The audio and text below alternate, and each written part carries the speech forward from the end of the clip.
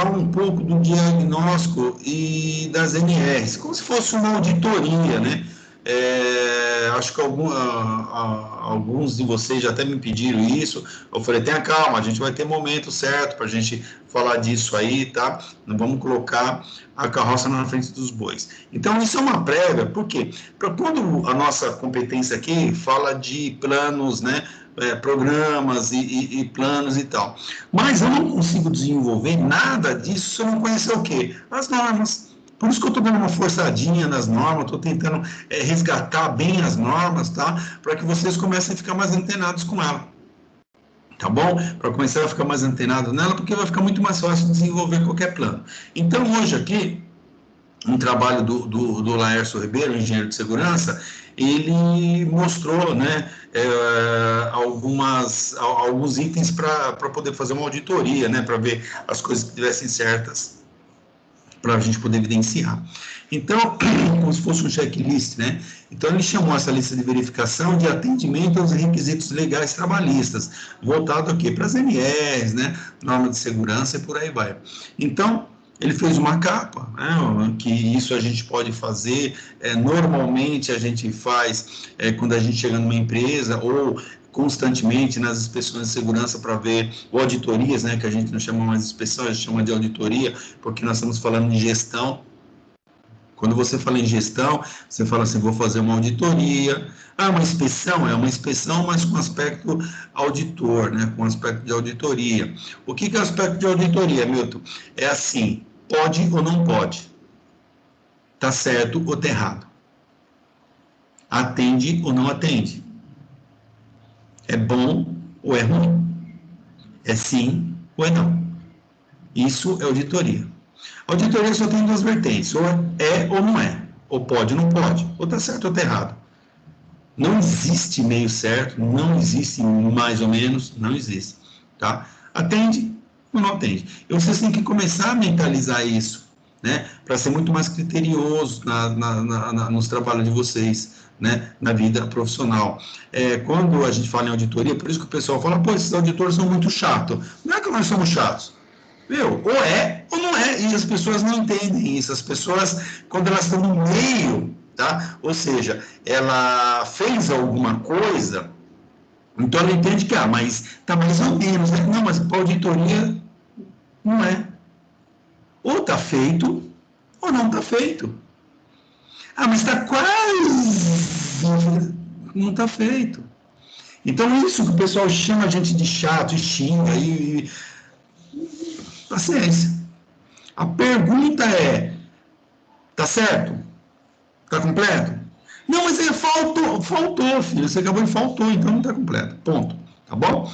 Então, a gente tem que estar muito bem na cabeça de vocês. Quando for fazer a coisa, fazer completa. Sempre completo, sempre buscando excelência. O que é buscar excelência? Acima do ótimo. Como que eu busco isso? Faço, e aí eu vou ler para ver se tem mais correções. Por isso que a gente tem o hábito de falar que quando você for fazer alguma coisa, uma carta tal, faça, deixa ela de lado, né? Alguns minutos, depois volta e leia de novo, né? Para você conseguir visualizar os erros e as falhas que você cometeu na escrita. Tá? Então, nós temos aqui, nessa verificação, nós temos o nome da empresa, contato, né? As informações básicas, né? Então, conforme o quadro 1, NR e tal, que é a informação do dimensionamento do SESM, tinha o código de atividade, né? O CNAE, atividade, grau de risco, número de funcionário. Isso, essa informação inicial, é para a gente saber quantos membros do SESM serão necessários de dimensionamento, né? Que é o quadro 1 da NR4. Depois do dimensionamento do SESMIT, né, quantos devem ter, o dimensionamento da CIPA também. Só para a gente, quando for a campo, a gente já ter essas duas informações, tá? No caso da empresa, você não precisaria colocar isso, porque você já tem. Então, aí vem os requisitos legais, né? Isso nós estamos fazendo os requisitos somente da norma, as perguntas específicas que normalmente você deve fazer, às vezes até para você mesmo, e as evidências, né? Evidenciar se aquilo existe ou não. Então, no NR1, Lembrando que a NR1 agora mudou, né? Mas nós estamos utilizando nessas apresentações antigas, tá? Mas a nova já fala em PGR, já fala uma coisa um pouco mais substanciada em gestão, tá?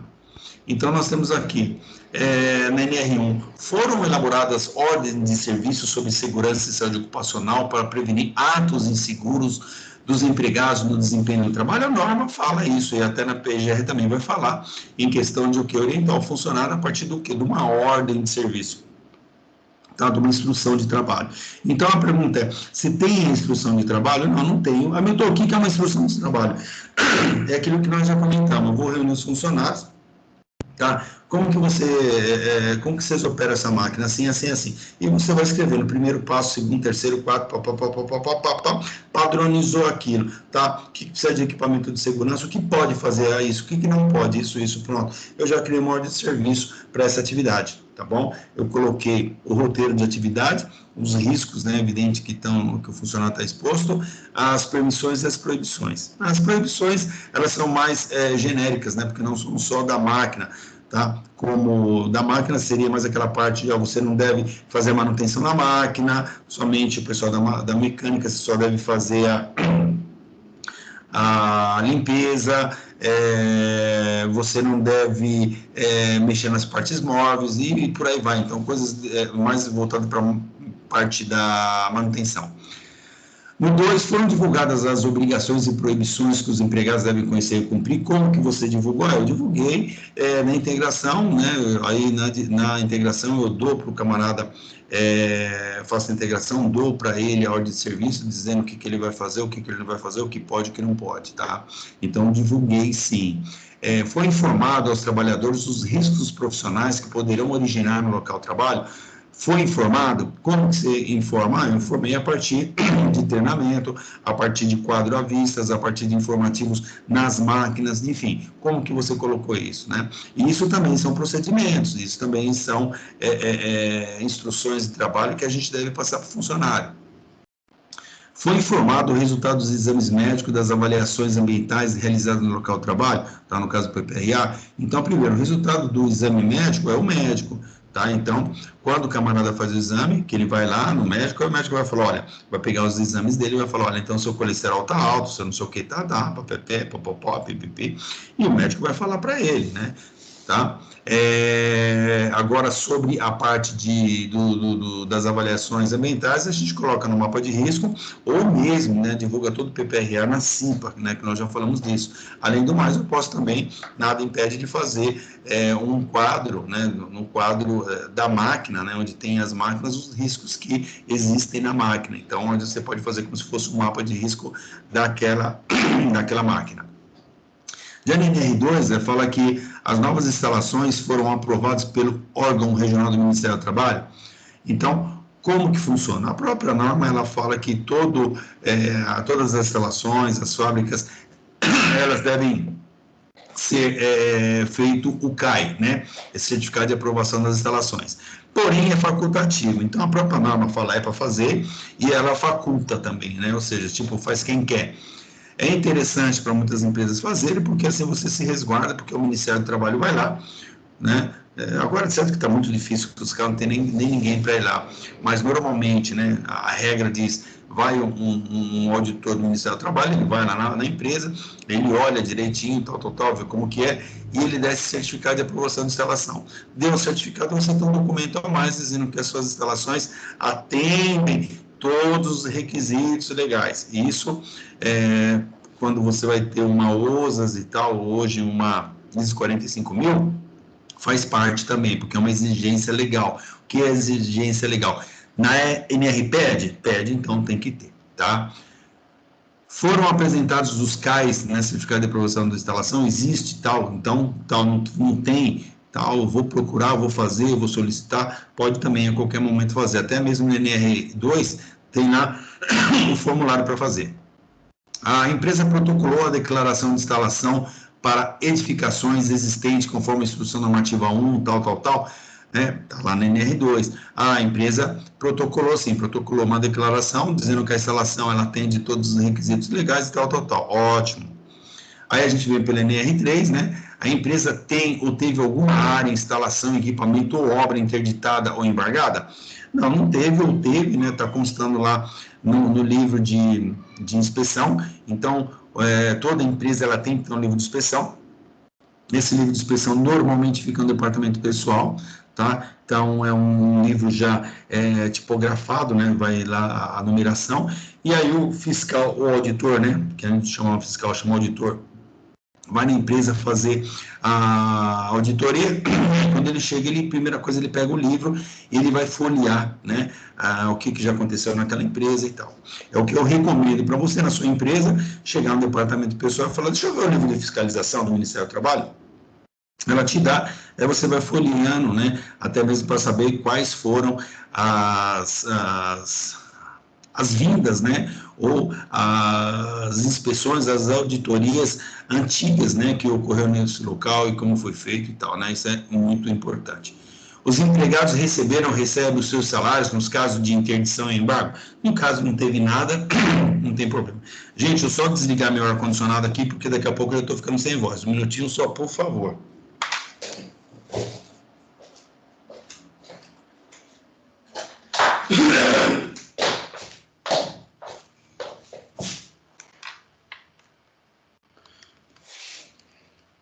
Desculpa. Então, a empresa, isso em caso de embargo e interdição, porque a legislação ela é clara que, no sentido de que se a empresa for embargada ou interditada, os funcionários têm que continuar recebendo o seu salário da mesma forma. Na NR4, né, a empresa mantém um SESMIT dimensionado conforme o grau de risco e número de empregados. Então, tem um SESMIT, lembrando que o SESMIT ele é um serviço. Então, no dimensionamento da empresa, ele não tem um SESMIT que vai ficar dentro da empresa, então ele contrata uma consultoria, ela contrata esse serviço, tá bom? Por quê? Esse SESMIT é um serviço responsável para desenvolver toda essa parte de segurança do trabalho, tá bom? Os profissionais que compõem o SESMIT atendem aos requisitos de formação em curso de especialização em área específica, ou seja, tem que estar evidenciado, né, o departamento pessoal tem que ter uma cópia, né, dos documentos lá que comprove que o técnico de segurança fez o curso técnico de segurança, ele tem lá o histórico escolar, tem um diploma, que ele tem a cópia da carteirinha registrada no Ministério do Trabalho, ou a técnica de enfermagem, ou a técnica, né, auxiliar de enfermagem, ela tem lá o seu comprovante que fez o curso técnico de auxiliar de enfermagem, que ela tem o seu registro no código, no Corem, né? Aí a enfermeira, o médico, o engenheiro de segurança, por aí vai. Então tem todo esse processo, se o médico tem CRM, se ele tem a especialização, certo que hoje eles falam que quem trabalhou como clínico geral acho que em hospitais, não sei o que, tem uma certa regra que ele pode ser médico do trabalho. O engenheiro não, o engenheiro tem que ser um engenheiro e pós-graduado em engenharia de segurança, então ele tem que ter uma formação de engenharia, mas a pós. Não se consegue fazer a pós se não for comprovado a especialização, então tem que ter essa comprovação. Os profissionais do SESMIT são funcionários para as empresas que enquadram no quadro 2, anexo da NR4, então, esses profissionais, não, a empresa não tem, então ela vai dizer que tem terceirizado e como que funciona. Os profissionais do SESMIT dedicam-se exclusivamente às atividades de segurança e medicina do trabalho durante o horário de atuação. É interessante isso, que muitas empresas, elas fazem o quê? Elas compõem um SESMIT, mas não atuante, ou somente para inglês ver, tá? Então, pega um engenheiro da produção, né, um engenheiro da manutenção, que o cara tem uma pós-graduação, uma empresa paga para uma pós-graduação em segurança do trabalho, e aí ele assina como engenheiro de segurança. Pega técnico que estão lá na produção, são supervisores, não sei o quê, enfim, pega todo mundo da área, né, e contrata o departamento médico, ou, né, pega alguém que tem um curso de técnica de enfermagem, às vezes tem recepcionista, enfim, ou esse caso, ou realmente coloca um técnico de segurança, um auxiliar de enfermagem, e contrata os outros para vir de vez em quando para atender, só para inglês ver, tá? Isso não é legal, porque o dinheiro que está pagando para o profissional poderia estar empenhando em medidas protetivas, né, e preventivas. Então, o pessoal acaba distorcendo as coisas, achando que está ganhando, não está ganhando. Tem sido feito análises documentadas dos acidentes ocorridos, descrevendo o acidente ou a doença ocupacional, fatores ambientais, características do agente, condições do empregado, etc. Isso a gente tem um relatório de acidente. Então, no relatório de acidente, a gente já tem todo esse aparato. Então, num relatório muito bem feito, né, onde tem todas as informações que nos são necessárias, ele atende todo esse item aí, tá? Os profissionais do SESM têm registrado mensalmente os dados atualizados dos acidentes de trabalho, doenças ocupacionais e agentes de insalubridades, preenchendo no mínimo os quadros 3, 4, 5 e 6 da NR4, aqueles quadros que nós falamos que é sobre insalubridade, sobre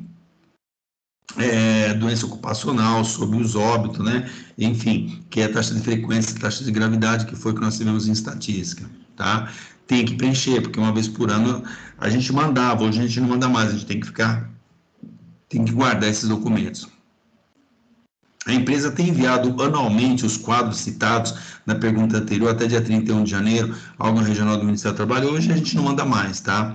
Antigamente mandava até dia 31 de janeiro, hoje a gente segura na empresa. São mantidos os registros no SESMIT por um período de no mínimo 5 anos, quando aplicável. Então, o que é isso? O registro do SESMIT, né? Só que não é por 5 anos, a gente deixa registrado direto. Então, você entra na empresa, né? Você entrou na empresa, pelo dimensionamento precisa de um técnico de segurança. Então, o SESMIT vai ser feito por um técnico de segurança. Então, o que tem que ser feito? Tem que juntar uma documentação e tem que dar entrada no Ministério do Trabalho, solicitando o registro no SESM. Então, você vai pegar, vai colocar lá uma carta, né, solicitando a Delegacia Regional do Trabalho, né, o SESM, aí junta a documentação que comprova. Então, com o CNPJ, que vai comprovar a empresa, né, e o CNPJ tem o CNAE, aí tem a GFIP, que é a movimentação de funcionários, né, no mês, né, desculpa, o CAGED, né, que é a quantidade de funcionários do mês, então quantos funcionários tem, aí pega os documentos do funcionário, então a credencial dele, carteira profissional e tal, e aí da empresa, a cópia do registro, né, para evidenciar que ele está sendo, que ele foi registrado mesmo. Enfim, evidenciou tudo isso, manda esses documentos na DRT, depois de um período, então vem um registro, né, um documento dizendo que aquela empresa tem registrado na DRT um SESMIT, e aí vem o dimensionamento do SESMIT, né, então está lá o técnico de segurança só, porque os outros campos não tem, então está registrado, você está lá, você é o responsável pela questão da segurança trabalhando nessa empresa. O positivo que está lá, você é o responsável, e as coisas que podem acontecer de mal pode também sobrecair contra você, tá? Então isso também tem que tomar cuidado, tá? Principalmente em casos aí de mortes, né? Coisas bem graves também. Na hora de verificar, vai ver que você que é o responsável, beleza? O SESMIT foi registrado. Caramba, agora não consegui ler aqui.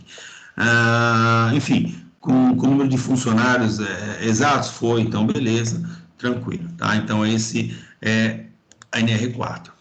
A gente pula para a NR5, que a NR5 também tem uma série de procedimentos, né, que tem que ser feito, desde que a empresa constitui uma CIPA, né, conforme o grupo que se enquadra e com participantes proporcionais ao número de funcionários. É lógico, tem que buscar lá aquele quadro que vocês acho que já estudaram, né? Então tem um quadro que vai dizer, primeiro, a partir do KINAI de vocês, vão ver lá no quadro o dimensionamento, quantos titulares, quantos suplentes, e a partir daí então começa a brincadeira. Caso a empresa não se enquadre no quadro 1, foi designado alguém como responsável pelo cumprimento dos objetivos da CNR? Lógico. Então, se você não tem a necessidade de ter uma CIPA, você tem que indicar uma pessoa. Então, você vai lá e indica uma pessoa, é uma carta. Esse é o grande problema, que as pessoas, indicado é o Zé. Então, você tem uma carta. Que antigamente registrava dentro do Ministério do Trabalho, hoje não precisa mais. Então, você, uma carta designando o fulano de tal para curso, para as atividades em atendimento NR5, é assinada pela empresa, uma carta dessa carta, você tem que dar um treinamento para o cara e tal. Então, tem todo o kit completo, beleza? Após a posse dos novos membros da CIPA, foi protocolado no Ministério do Trabalho as cópias da ata da reeleição e da posse, isso não precisa mais, tá? Então, antigamente a gente protocolava, né, tudo o processo, então a gente protocolava tanto a ata da eleição, a ata de posse, calendário anual, né, tal, então a gente fazia um documento e ia lá protocolar, né, então protocolava que aquela CIPA está registrada na DRT, hoje a gente não faz em 2 vias, mas deixa lá na empresa, tá, e tem que estar tudo assinado direitinho. Aí, se por acaso ela chegar lá, o fiscal, né, o auditor, ele falou, eu quero ver a CIPA de 2018, né, o processo de 2018, aí você tem que mostrar o processo todo, tá? Então, nesse processo, inclusive, as cédulas que não pode jogar fora, as cédulas também tem que estar lá, porque se ele cismar de querer contar as cédulas, também está ali, tá? A CIPA elaborou um mapa de risco conforme a portaria 25. A CIPA elaborou é meio contraditório, porque a CIPA acaba não elaborando, quem faz sempre é a segurança do trabalho que acaba fazendo, entrega para eles e tal, né? Então, isso, mas faz parte, né? Às vezes, eu não sei se alguém da CIPA for um membro, né, e tiver conhecimento de mexer em computador, né, tiver essa facilidade, talvez essa pessoa mesmo faça mais com quem? Instruções e orientações de quem? Do pessoal da segurança do trabalho. A CIPA elaborou um plano de trabalho que possibilita ação preventiva na solução de problemas de segurança e saúde. Então, a CIPA fez isso aonde, né? Está documentado? A CIPA também tem suas atividades. No que divulgar isso, e junto com o SESMIT também, discutir questões de novos programas, né, de novos procedimentos de segurança, tudo isso também é muito importante, tá bom? Quanto mais pessoas pensarem em segurança, melhor. A CIPA tem promovido, junto com o SESMIT e a CIPAT, isso é muito bom, tá?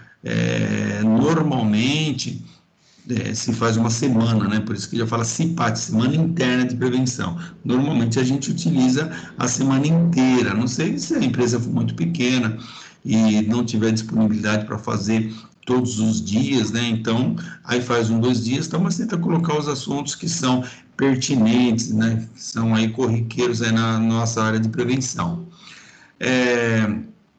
Assim como mantém as atas de reunião com assinaturas do presente e é feito encaminhamento de cópias para todos os membros, normalmente a gente faz o quê? Faz, né, a ata, né, imprime, todo mundo assina e deixa ali. Lê ela, todo mundo está sabendo e acabou, tá? Não fica distribuindo, não, principalmente por se falar em parte ambiental, ou disponibiliza, né, numa intranet, onde todo mundo tem acesso a ver, tá? Após a ocorrência de acidentes graves ou fatais, são realizadas reuniões extraordinárias. Acho que vocês aprenderam que existem 2 tipos de reunião, a ordinária e a extraordinária. Então, a ordinária, né, que segue a sua ordem, né, então, ordinária, então, uma vez por mês, papapá, e a extra, né, essa extra, que seria a extraordinária, que é o quê? Quando acontece algum caso grave. Então, montado, convocado todos os membros imediatamente para fazer uma reunião extraordinária, tá? Então, ela extra a ordem, né? Então, é uma emergência. E aí, na ata, vai colocar reunião extraordinária, tá? E vai falar o que aconteceu, para discutir o assunto de um cara que se machucou e por aí vai, tá? Isso é super importante, porque toda vez que vai um auditor, ele vai querer saber, teve acidente, tá, e cadê a reunião extraordinária da CIPA? Cadê a discussão da CIPA sobre o acidente, as medidas que a CIPA entendeu que deveria ser feita, tá? Isso a gente pega muito fácil. Caso ocorra a substituição de algum membro da CIPA e é feita a comunicação ao Ministério do Trabalho, hoje não precisa mais, tá? Justificar para o Ministério do Trabalho para a gente fazer a alteração. Fazer a ata de alteração e mandar para o Ministério do Trabalho para protocolar. Os membros da CIPA participaram de um programa de treinamento com duração mínima de 20 horas, isso tem que fazer, tá? Tem que ser no horário de trabalho, né? Então, normalmente o pessoal utiliza aí uma semana, sempre na parte da manhã, das 8 ao meio-dia. Tá? Tipo 5 horas, né? Ou 4 horas, em média seriam 4 horas, durante 5 dias, 20 horas. Tá? Milton, mas tem assunto para 20 horas? Depende. Depende o que a empresa quer, né? Em questão preventiva, o que a empresa busca, porque aí dá para você falar para caramba, né? E tem muito assunto, às vezes a gente ora até pouco, tá? Os documentos relativos à eleição dos membros da CIPA são retidos por 5 anos no mínimo, né? A gente deixa por mais tempo, tá? Então, por quê? Porque é questão de reclamação trabalhista, então o pessoal deixa 5 anos, mas a gente acaba deixando um pouquinho mais. Caso a empresa tenha em seu site empresas contratadas, ela acompanha atendimento das medidas de segurança no trabalho, ou seja, então se você tem na sua empresa um monte de empresas terceirizadas, elas também têm que atender a legislação. Então, se elas tiverem uma quantidade de funcionário razoável, elas têm que ter a CIPA delas e tal. O que a gente pede, eu sou favorável a isso, que seja feito o quê? Se a sua empresa é muito grande, se tiver bastante empresas terceirizadas, né? Então, no caso dessas grandes empresas, tem um monte de empresas terceirizadas. E aí, você faz sua CIPA, mas alguém da sua CIPA venha participar da minha, que é da empresa, né? Então, um exemplo, nós tínhamos lá na GM a reunião da GM, tá? Para discutir assuntos da GM. Só que tem os prestadores de serviço. Então, tem uma empresa de segurança que é 500, 400 funcionários, né, 300 funcionários. Então, o que acontece? A empresa de limpeza tem a sua CIPA. A empresa, é assim como um técnico de segurança também. A empresa de limpeza tem, sei lá, uns 400 caras lá também, tem uma CIPA. Também tem um técnico de segurança, eles também participam da reunião. E outros, né? Que porventura vem empresas lá que tem mais de 30 funcionários que constantemente tem. E aí, um membro, né, uma pessoa vem participar da nossa reunião, que é importante nessas reuniões da empresa, abrir para saber os problemas que aquelas outras empresas estão tendo dentro da sua casa, entenderam? Então, se é uma empresa de segurança, ela está prestando serviço de segurança na tua casa. Então, é importante você saber as dificuldades que eles têm, até mesmo porque eles não vão poder resolver, tá bom? O relatório anual do PCMSO, né, apresentado para a CIPA, o PPRE também foi apresentado para a CIPA, são coisas corriqueiras que nós já falamos, tem que apresentar para a CIPA também. Aí a gente pula o PNR6 também, tá? E aí, nesse meio tempo que eu estou falando dessas normas, vocês vão pensando em alguma questão sobre procedimento. Eu posso criar um procedimento para alguma coisa dessa? Eu posso criar controles, tá? Então, isso que eu estou fazendo hoje é para vocês começarem a mentalizar, começar a pensar como formas preventivas, né? Então, nós temos lá na NR6, ele fala de EPI. Então, como foi verificado os EPIs necessários para as várias atividades da sua empresa? Como que você fez? Tá? Como que faz? A partir do quê? De um cruzamento de função com atividade. Né? Então, você que vai determinar. Então, eu vou fazer um cruzamento da atividade com a função dele, vou ver os riscos que está exposto, a partir daí, então, eu coloco a necessidade de equipamento de proteção. E aí, qual equipamento de proteção? Tá bom? E aí, a gente já faz o cruzamento. Então, a ponto de você chegar na excelência, e você tem todos os funcionários, e na mesma tabela, né?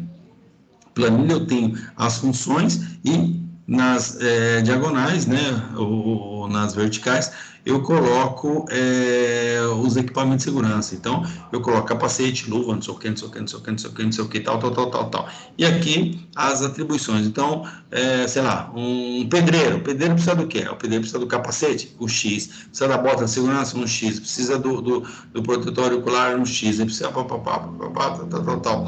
O serralheiro precisa disso. Precisa de uma máscara, precisa disso, tal. O fulano precisa disso. O auxiliar administrativo precisa de capacete? Não. Ele precisa de protetor ocular? Não. Ele precisa disso? Não. Ele precisa de bota? Tal? Não. E assim vai, tá?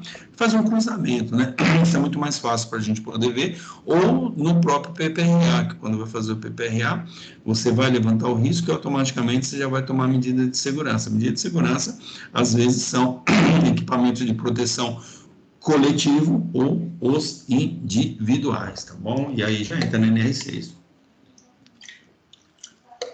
Lembrando que a NR6 só fala de equipamento de produção individual. O SESMIT mantém todos os CAs referentes aos EPIs.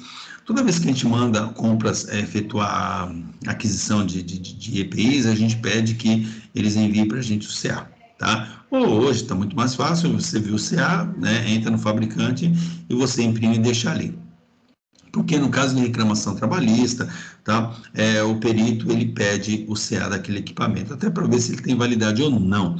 E é importante quando você pega o CA ou entra direto no site do Ministério do Trabalho para ver se esse CA está ativo, se está desativo, se está inativo, se está como que está, porque às vezes você vai comprar um equipamento aqui e ele está inativo. Entendeu? Então você está com um equipamento que ele pode te proteger, tá? Mas documental não garante. A empresa treinou os empregados quanto ao uso adequado do EPI. É importante nós treinarmos os funcionários a utilizar os equipamentos de segurança, todos, sem exceção. Desde um capacete, tá? Tem gente que não sabe colocar um capacete, tem gente que não sabe usar um protetor auricular, não sabe usar um sapato, ou a gente orienta, além de ensinar o cara como calçar um sapato, a forma de limpeza, organização, higienização do sapato. Tem que ensinar a máscara é um sufoco para você ensinar, tá? Inclusive, quando a gente tem um programa de proteção respiratória, né? Você tem um programa de proteção respiratória, aí você tem que treinar os caras, não pode permitir barba, o cara tem que andar sempre de barba feita, não pode, porque se colocar a proteção vai vazar, né? Vai entrar o material que tiver do outro lado. A gente faz teste na máscara, ensina, né, o funcionário a fazer para ver se as franjas estão abrindo e fechando das máscaras, e por aí vai. A gente tem que ensinar tudo, por isso você tem que aprender, senão você vai pegar o cara, colocar um cinto paraquedista, você não sabe colocar. Aí o cara vai, me ensina a colocar um cinto paraquedista, aí você se mata, né? Aí fica ruim, tá? Tem que aprender também. Os EPIs apresentam de modo visível o nome do fabricante ou do importador, tem que ter, que é norma também, tem que ter o nome de quem fez, inclusive o CA, que tem que estar indelével, né? Tem que estar, assim, de uma forma que você consiga enxergar. A empresa entregou o EPI necessário, existem registros, que é o mais importante. Toda vez que a gente entrega um equipamento, tem que registrar, o cara tem que assinar. Ou seja, a evidência é essa, né? Fazer uma ficha de entrega de EPI individual, e toda vez que eu entrego um equipamento para o cara, eu coloco a data, o nome do equipamento, o CA do equipamento, tá? E o camarada me assina na frente, tá? Então, isso é importante porque se amanhã ou depois ele reclamar que não recebeu o equipamento, aí tá lá a data que ele recebeu, e aí a gente tem que só ir atrás da periodicidade, né? Então, você tem que estar muito atento na periodicidade. Não pode ser vai um protetor 1 ano, não. Normalmente um protetor auditivo a gente deixa, se for de plug, no máximo 2, 3 meses, tá? Então vai depender a utilização do cara. Se for moldado, o moldável é descartável. Então o cara colocou no ouvido, aquele que é espuminha, aí já tem que jogar fora, tá? O de concha aí acaba demorando mais, né? A gente ensina a fazer higienização desses protetores, né? Por isso que ele vem numa caixinha. O camarada, ao final do expediente, tem que lavar com água e sabão, enxuga e guarda na caixinha. Porém, muitos não fazem isso, tira do ouvido, enfia no bolso, na calça suja, né? Então, se contamina, daqui a pouco enfia no ouvido, pega uma infecção no ouvido, é uma desgraça. A empresa, então, entregou, registrou, está tudo certinho. Isso também é muito importante. Aí a gente entra na NR7. NR7, ela fala, a empresa elaborou, implementou o PCMSO e verifica a sua eficácia. É o departamento médico, mas o departamento médico que vai verificar se esse programa que ele fez é eficiente, com base no PPRA, pegou o PPRA, fez o espelho, está avaliando para ver se realmente é interessante, se não tem problema, se está sendo eficiente, tá? Qual médico do SESMIT foi nomeado como coordenador responsável pela execução do PCMSO? Isso é quando tem mais do que um médico, né? Então, aí tem que ter um médico coordenador do PCMSO, tá? Então, tem lá médico examinador e médico coordenador do programa, tá bom? Pode ser até o mesmo, pode ser até um médico que ele é coordenador do programa e ele é examinador. Ou no ASO está médico examinador e o médico coordenador do PCMSO é outro cara, tá bom? Caso a empresa seja desobrigada a manter um médico de trabalho, que médico de trabalho foi designado como responsável? É lógico que tem que ser um médico. Aí, normalmente, as empresas contratam uma clínica, né? Contratam uma clínica, a clínica que vai ser responsável em fazer esse atendimento da NR7, bom? Estão excluídas desta obrigatoriedade empresas com grau de risco 1, 2 até 25 empregados, empresas com grau 3 e 4 até 10 empregados, tá? Isso é em teoria, porque na prática precisa, tá? Você precisa que todos os funcionários, sua própria legislação fala. Você não precisa ter um médico, mas você tem que ter uma clínica especializada para fazer os seus exames. Você não tem um médico lá na empresa, o médico na empresa não tem, mas eu tenho uma clínica que vai me atender todos os funcionários, fazer exame admissional, periódico, mudança de função, retorno ao trabalho, demissão, exames complementares e por aí vai. Os empregados recém-contratados só exercem as suas funções após o exame admissional? Lógico. Presta atenção nisso. Os empregados recém-contratados só exercem as suas funções após os exames admissionais? Lógico. Você não pode deixar um funcionário começar a trabalhar sem exame médico. Entendeu? Não pode. Então, por isso que é demorado uma admissão numa empresa responsável. Então, o camarada, ele passou no processo seletivo, integração, passou no processo seletivo, fez lá toda a documentação, tal, e mandam fazer exame. E nesse meio tempo vai fazer exames, né? A integração e tal.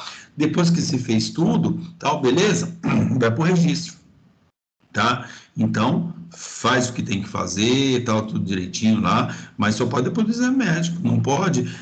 Isso vai pegar no social, tá? No social isso vai pegar demais, porque o atestado de saúde não pode sair depois que o cara foi registrado. Entendeu? Isso vai dar pau, porque como que você foi registrado no dia 1 e seu resultado do exame saiu dia 2? Entendeu? Então tem que tomar cuidado com isso. Tá? Em relação ao empregado que muda de função, os exames são realizados antes da data da mudança desse, que implica em riscos diferentes aos quais estava exposto? Lógico. Só que muitas empresas fazem diferente, promove o cara e tal, quando der, manda o cara fazer de mudança de função. Não pode. Se a regra é dizer que se eu estou saindo dessa função, vou para outra, eu não vou encarar novos riscos, não é sabido que eu vou para lá, então, olha, você vai para lá. Então, você vai para o departamento médico, vai fazer todas as avaliações, todos os exames, para saber se eu tenho saúde, se eu estou perfeito para mudar de função. Não é jogar lá e depois, quando der, fazer o exame. Porque isso vai cair de pau aonde? Aonde vai cair de pau? Lá também no social. Mas como, Hamilton? Porque você vai lançar que o cara mudou de função. Quando você lançou no social que o cara mudou de função, lá no seu PCMSO, ele está exposto a novos riscos. Então, automaticamente, o seu exame vai ter que constar mudança de função. Quando você colocou assim, o Zé foi promovido, tá? Puta merda, foi promovido. O Zé saiu de A para B, o E-Social só fica esperando, cadê o ASO, cadê o ASO, cadê o ASO, cadê o ASO? Aí quando você lança o ASO, ASO de mudança de função, aí casa a data. Como que o cara foi transferido dia 1 e o ASO foi feito dia 2, 3? Explica para mim. Não tem explicação. Quando você dá um clique, aí já sai a multa já sai na sua impressora. Você, puta merda, nossa, da onde saiu isso? O fumo, filho, tá errado. Tá errado. Vocês estão entendendo? Tá errado. Como que você vai promover um cara antes? Então, muito cuidado. Hoje está meio a Deus dará, mas coisa social não vai ter como, porque você mesmo vai demonstrar o erro que você fez, entendeu? Você, eu digo, né, a empresa, ela vai assim, vai pisar na bola e vai mostrar assim, eu pisei. Ô moço, fiscal, me multa porque eu pisei. Exatamente assim. Porque como que você consegue promover um cara sem ter feito o exame médico? Como você consegue admitir um cara, ele começa a trabalhar antes do exame médico? A lei está aí, não sou eu que estou falando. Entendeu? Tá lá. Em relação aos empregados que mudar de função, são realizados exames periódicos anuais para os empregados com menos de 18 anos e maior do que 45, né? E para a faixa entre 18 e 45 são exames realizados pelo menos a cada 2 anos. Isso é a norma que fala ou a critério da empresa. Então, a empresa, se ela adotar que todo mundo vai ser anual, todo mundo anual. Caso contrário, eles se apegam ao menor de 18, né, que é principalmente na função de jovem aprendiz, e de 45, que aí a saúde já está um pouco mais precária, tem que fazer exames anual, tá? 18, 45 a cada 2 anos, tá bom? É emitido o ASO, atestado de saúde ocupacional, para cada exame médico realizado? Então tem tudo certinho, tá bom? Isso é muito importante, gente. E isso você já tem que começar a mentalizar, principalmente na vinda do e-social, né, que já está aí o e-social, então você já tem que estar muito esperto, tá bom? Ainda falando da NR7, o ASO é arquivado nos locais de trabalho e identifica que o trabalhador recebeu a segunda via? Normalmente, o próprio médico ele faz em 2 vias, ele destaca uma, dá para o funcionário assina, tá? Então, o funcionário assina, né? Aí ele dá uma para o funcionário e a outra ele manda para o DP. O DP ele coloca onde? Na folha, na pasta do funcionário. Então, o funcionário fica com uma cópia do atestado e a outra fica na pastinha dele, né? Consta no ASO o nome do trabalhador, presta atenção. Consta no ASO o nome do trabalhador, riscos ocupacionais existentes ou a ausência desses, exames e datas, definição de apto ou inapto, nome do médico responsável pelo exame, com o número de inscrição no CRM, Conselho Regional de Medicina. Tem que ter tudo isso no ASO. Tudo isso tem que estar dizendo lá. Então, o nome do trabalhador, os riscos ocupacionais, riscos físico, químico, biológico, tal, o agente que são, ruído, né? Se não tem ausência deles, tal, a data que foi feito, né? Aí é onde o camarada assina, e aí vem o carimbo do médico. Tá? O carimbo do médico tem que estar legível com o nome dele e o CRM, tá bom? Os resultados dos exames e outras informações estão registrados no prontuário individual, sob responsabilidade do médico coordenador e arquivados por um período de 20 anos após o desligamento do funcionário. Isso é porque o funcionário vai sair, ele tem 5 anos para fazer uma reclamação trabalhista, o funcionário ele tem, quando vai dar entrada no INSS, também se tiver algum problema de saúde, ele consegue resgatar toda essa documentação, tá bom? Existe um relatório anual do PCMSO, prevendo as ações de saúde a serem executadas conforme o quadro 3 da NR7, então tá lá, tem um quadro, né, que é o quadro do relatório anual que o médico faz, tá? Caso observado ocorrência ou agravamento de doenças profissionais nos exames constantes no quadro 1 da NR7, foi emitida uma CAT, que é a comunicação de acidente de trabalho, e aí é o médico que vai apontar. Então, se teve uma doença ocupacional, né, que ele detectou que teve essa doença, a partir de exames que foram feitos, detectou, doença, então tem um nexo causal, tem uma relação da doença com o trabalho? Tem. Então, filhão, CAT. Fazer a CAT e pau no gato. No caso de item anterior, o trabalhador foi afastado por exposição ao risco, foi encaminhado para a Previdência Social. Às vezes, né, o médico tal falou, olha, a doença é uma doença ocupacional, vamos afastar ele para se recuperar, passar no especialista e vai para o INSS. O INSS fala, o que ele tem? Fala, tem uma doença ocupacional, vai, problema pulmonar. O cara trabalha aqui há 15 anos e adquiriu aqui uma doença pulmonar. Entendeu? Tem nexo causal? Tem porque essa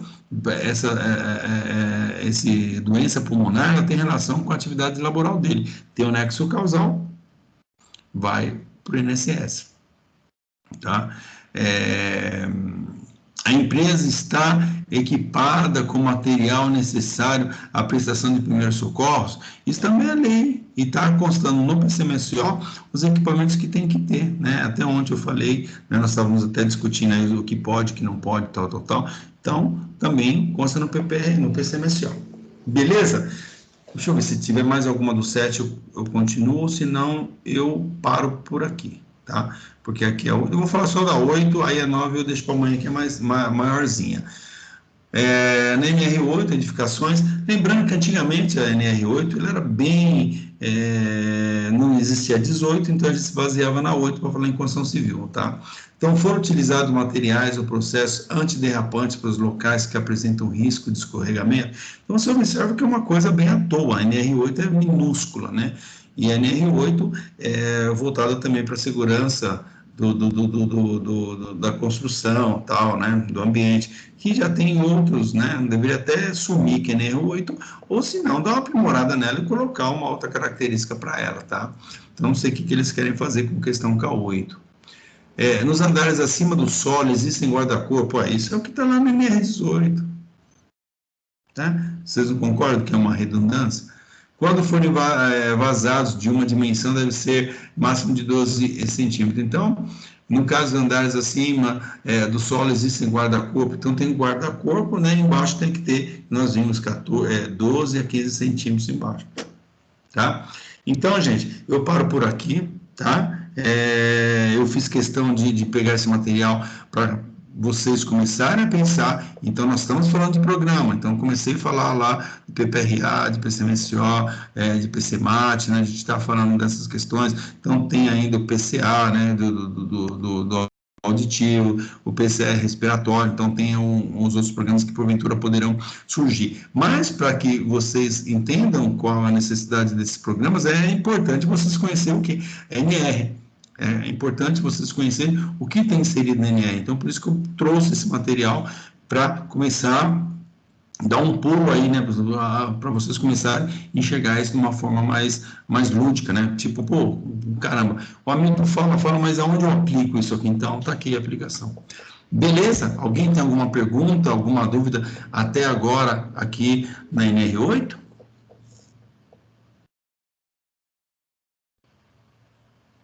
Perguntas? Alguém tem alguma pergunta? Pergunta? Beleza, não tem nenhuma pergunta, eu vou parar a gravação.